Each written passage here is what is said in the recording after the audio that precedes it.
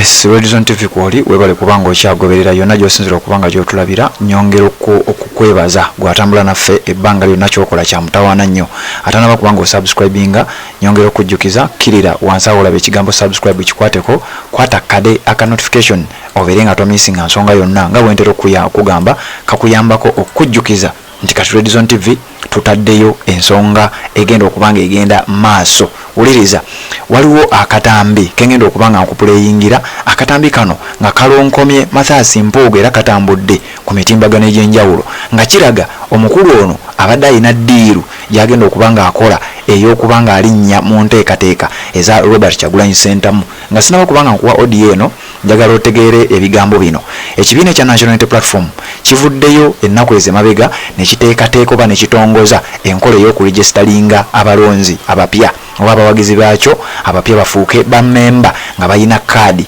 babeere official nga nabo bamanyiddwa mu kibiina ekya National Unity Platform. Bino byonna bigenza okujja nga Mathias Mpuuga n'akakundike oba n'abamu ku bantu abamukkiririzaamu nga balina kye bateekateeka ekiyinza okubanga kigenderera okusuula oba okukkakkanya ekibiina ekya National Unity Platform. Emabega kaawo waliwo amawulire agafuluma okuva ku mukutu ogumu gwe bayita Kampala Updates nga gugamba nti inside sources reveal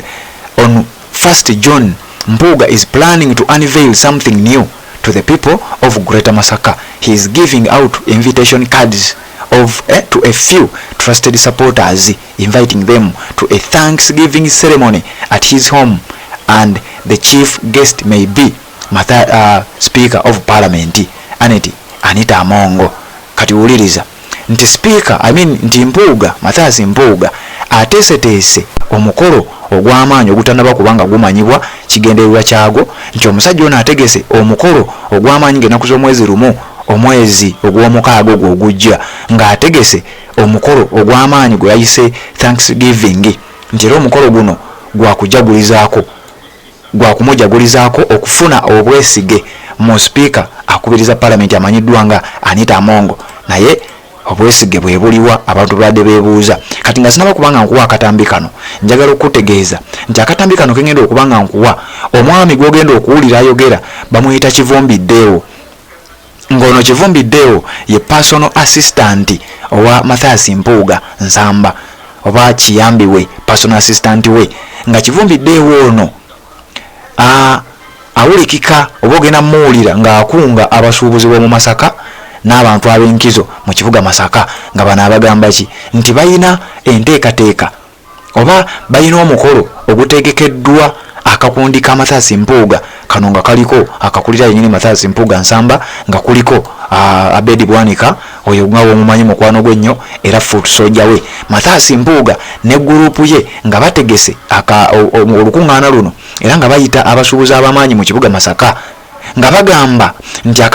olukuŋŋaana luno oba omukolo guno ogenda okubeera mu kibuga Masaka ekigendererwa kyago kujagulizaako Mathias Mpuuga okufuna obwesigwa obw'amaanyi eri Speaker wa Parliament n'ekibiina ekya NRM. Era ku mukolo guno njagala owulize bulungi nnyo ngenda kuwa akatambi ako nti ku mukolo guno ogutegekeddwa ow'ekitiibwa ono Mathias Mpuuga Nsamba ku mukolo guno kwagenda n'okubuulirira abawagizi be ki ekigenda okubeera nga kiddako era mbu era ku mukolo gwe gumu bategese okubeera nga baleeta abamu ku bantu abali mu kibiina kya NUP naye nga tebakyakkiririza mu bukulembeze bwa Robert Kyagulanyi Ssentamu buli ebimu ku bintu byebategese okubeera nga babireeta. Guno omukolo gusuubirwa okwetabaako okubeerako Speaker wa Parliament Anita Amongo ng'omugenyi omukulu nga bwe nkugambye wali era nga yagenda okubanga agambibwa okubanga yavujjiridde omukolo guno wabula amawulire ne gafuluma ti omukolo guno gubadde gugenda okubeerayo nga lumu ogw'omukaaga gwongezeddwayo guyinza okubeerayo ng'ennaku z'omwezi 21 era omwezi ogw'omukaaga. Kati kansooke nkuwe ebiri mu katambi obiwulire ng'omusajja amanyiddwa nga Kivumbiddeewo ono nga bwe nkugambye nga ye personal assistant owa Mathias Mpuuga ayina by'ayogera kambikuwe obiwulirize nzije tubeere nga tweyongerayo. Abagenyi omutwalo gumu tetulayina ekyo kitegeere wano n'entambula tetukola ki naye ebisigadde tubirina tubibategese buli muntu tumutegesedde ekifo ew'okutuula n'ekyokulya n'ekyokunywa abagenyi mutwalo endongo weziri tulitera abuzeendo tulinayo n'abayimbi abakulembeddwa mukulu Kamiliyoni ne banne abanywa kabiya tulina buli ekika mwenge tulina okuva ku gw'ebigere n'ogw'ekidomola waliwo omuteesi yagamba tetugoberera Buganda tuyinza kukola mukolo gwegutyo nga ekidomola ekyo tekikola ki ekiriiko soda wa bimotoka zigwa n'omwenge gw'ebimotoka wekuli tugenda kwebaza Katonda olw'obulamu bwa Honale bwa Matayasi n'emirimu gy'asobozesezza okukola ki mulimu munda abantu abakyatya Kyagulanyi Kaadi mukolo ogwo gujja kubaako ekifaananyi tegukola ki tegukulaga ekiwugu ekyo kigende nga kikola ki tetuli ffekka siri babaka baffe bokka si bakansala baffe bokka mugenda kulaba bakansala bayitirivu okuva mu bitundu bya Uganda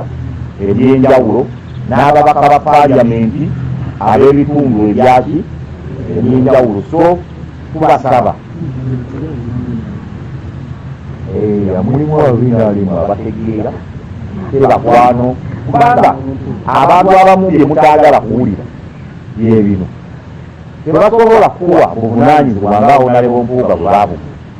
n'obukola nga tokolaganyeeko n'abantu abo tusobola kukola kifo nga tugenda mu ofiisi ya sipiika oba okitegeera tosinga kyosobola kukola ate nabo waliwo byatasobola kukola ng'ate ebyo bigambo odiyo nga bw'ogiwulirizza byebimu ku bye mbadde nkutegeeza okubanga ate mbikuwa wabula abamu bagamba eddoboozi lya Kivumbiddeewo abalala bagamba nti bamuyita Ssekitto Ddeewo naye ndowooza y'omu ye Ddeewo personal assistant wa Mathias Mpuuga yayogedde ebigambo ebyo nga wowulidde mu katambi nti era pulaani master plan y'ekintu kino be y'omukolo guno mbu yakugezaako kulaba butya bwe bayinza okuba nga balinnya mu nteekateeka eza Robert Kyagulanyi Ssentamu n'ekibiina kye ekya National Unity Platform. Mu bintu bino byoba toyinza kubuusa maaso byempuliddemu era ebyexposinze abantu bano omuyimbi Jose Chameleone ne banne nga bwowulidde agambye be bamu ku bagenda okuba nga babeerayo. Waliyo ebyokunywa nga mulimu omwenge gw'ebigere bia n'ebirala ng'erawo biwulidde mu katambi bino sente abasajja okusinziira ku ngeri gy'annyonnyodde agamba nti sente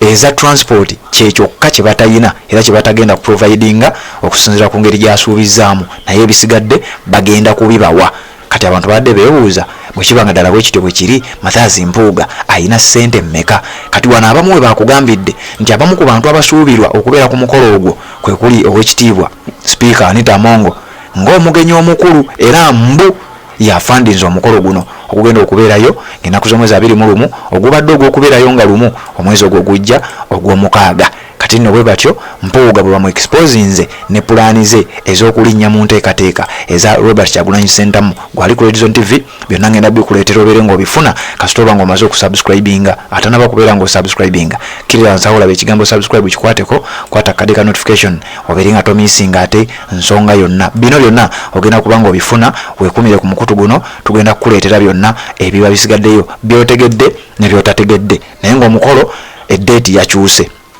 gubadde gwakubeerawo ng'ennaku z'omwezi lumu omwezi ogwo ogujja wabula kati baagukyusizza mbu gugenda kubeerawo ng'ennaku z'omwezi 21 era omwezi ogw'omukaaga. Mathias Mpuuga kwebaza ono mu katambi agambye nti bagenda kwebaza bulamu bwe n'ebyo Katonda byamusobozesezza okubeera ng'akola. Ate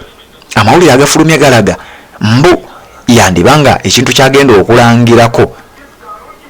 ekintu kyagenda okubanga alangira ekiddako okubanga ategeezezza kyagenda kulangira ku mukolo gwagenda okusinziira okubeera ng'alanga ekigenda okubanga kiddako abantu kye balinze okubeera nga bawulira. Era wano nga buli omu agamba nti ekiddako kyagenda okulanga yandibanga agenda kwegatta mu butongole ku kibiina ekya National Resistance Movement. Katulinde gusigala ku Redison TV byonna ogenda kubanga obifuna.